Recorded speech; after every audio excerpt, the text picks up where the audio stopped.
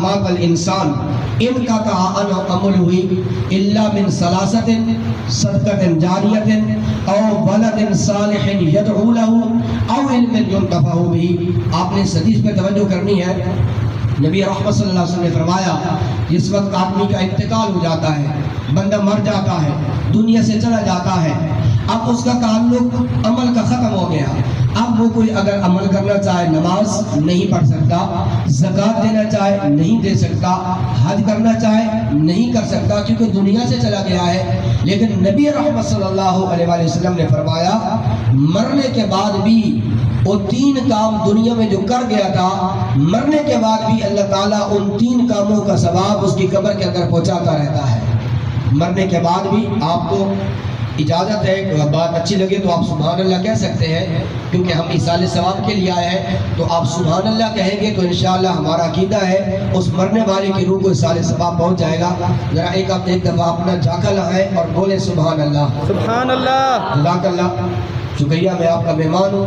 اور آپ حق بنتا ہے کہ آپ میری قدر کریں اور میں آپ کی قدر کروں۔ آپ کا یہ حق بنتا ہے کہ ہلکی ہلکی تھوڑی سی دھیمی دھیمی آواز میں سبحان اللہ کہتے رہیں تو ثواب ملتا رہے گا آپ کو بھی اور ہمیں بھی۔ اور حضور کی حدیث ہے جب بندہ 1 مرتبہ سبحان اللہ کہتا ہے تو اس کے بدلے میں اللہ تعالیٰ جنت میں اس کے لیے ایک درخت لگا دیتا ہے۔ سبحان اللہ۔ ہماری حکومت ہم سے مطالبہ کر رہی ہے کہ یہاں درخت لگائیں اور ہم تو یہاں لگا رہے ہیں، لیکن جو بات نبی کریم علیہ الصلوۃ والسلام نے کی ہے کہ 1 مرتبہ سبحان اللہ کہو گے تو جنت میں درخت لگ جائے گا، ذرا حضور حکومت کی بھی ماننی چاہیے اور کائنات کے جو سردار ہیں اللہ کے نبی ان کی بھی بات ماننی چاہیے۔ 1 مرتبہ سبحان اللہ کہنے سے جنت میں آپ کا ایک درخت لگ جائے گا اور اللہ تعالیٰ قیامت والے دن جنت میں آپ کو عطا فرمائے گا۔ تو فرمایا 3 عمل مرنے کے بعد بھی مرنے والا کر کے دیا تھا اس کو ثواب پہنچتا رہے گا۔ اب پہلا عمل کیا ہے؟ حضور علیہ السلام نے فرمایا صدقۃ جاریۃ۔ کسی آدمی نے مسافر خانہ بنا دیا، کسی آدمی نے نلکا لگا دیا، کسی آدمی نے آج کل گرمی کا موسم ہے راستے کے اندر ایک ایسا پلانٹ لگا دیا کہ لوگ پانی پیتے ہیں، اس نے مسجد بنا دی، اس نے سکول بنا دیا یا ہسپتال بنا دیا، مدرسہ بنا دیا،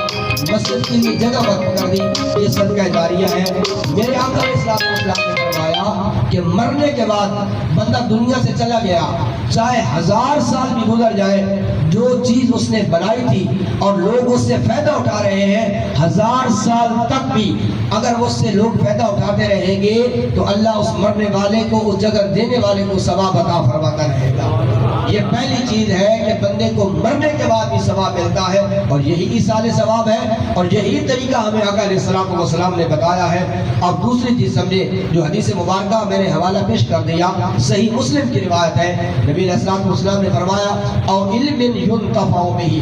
دنیا کے اندر ایسا علم چھوڑ گیا کہ لوگ اس کے علم سے فائدہ اٹھاتے رہے۔ مثلا میرے استاد ہیں اور انہوں نے مجھے پڑھایا اور کہ میں پڑھا اور میں نے پھر آگے شاگردوں کو پڑھایا، میرے شاگرد آگے پڑھاتے رہیں گے، سلسلہ چلتا رہے گا۔ تو جس استاد نے مجھے پڑھایا تھا جب تک لوگ میرے علم سے، میرے پڑھائے ہوئے استاد کے علم سے لوگ فائدہ اٹھاتے رہیں گے تو اللہ رب العالمین میرے استاد اگرچہ قبر کے اندر موجود ہوں گے، اللہ ان کی قبر پر بھی اپنی رحمتوں اور اپنے فضل کی بارش نازل فرماتا رہے گا۔ تو یہ دوسرا عمل ہے کہ بندہ دنیا کے اندر ایسا علم چھوڑ جاتا ہے کہ لوگ اس کے علم سے فائدہ اٹھاتے ہیں۔ میرے محبوب نے فرمایا دنیا سے چلا گیا، 1000 سال گزر گئے، اللہ اس کی قبر کے اندر اپنی رحمتوں کا نزول فرماتا رہے گا۔ تیسری چیز سمجھے، نبی علیہ السلام نے فرمایا تیسری چیز او ولد صالح یدعو له، کہ بندہ دنیا سے چلا گیا، اللہ نے اس کو اولاد عطا کی تھی اور یہ وہ چیز ہے جو انبیاء نے بھی اللہ کی بارگاہ میں دعا کی ہے کہ رب حب لی من الصالحین، اے اللہ ہمیں صالح اولاد عطا فرما۔ اور یہ انبیاء کا طریقہ ہے کہ جب بھی آپ دعا مانگیں صالح اور نیک اولاد کی دعا مانگیں اور اللہ دینے والا ہے وہ دے دیتا ہے۔ تو حضور نے فرمایا اپنی اولاد چھوڑ گیا،